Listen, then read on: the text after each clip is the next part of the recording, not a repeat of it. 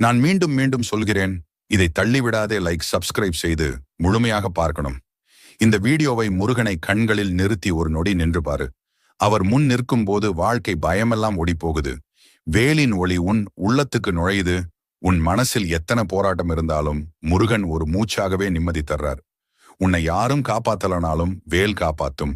உன் நடையில் தடைகள் வந்தாலும் அந்த தடைகளை உடைக்கிற சக்தி முருகனிடமிருந்து வரும்.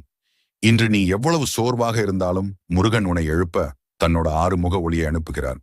உன் பிரார்த்தனைக்கு விடை வரலையா? கவலைப்படாதே, முருகன் தாமதிக்கிறார். ஆனால் தவறுவதில்லை.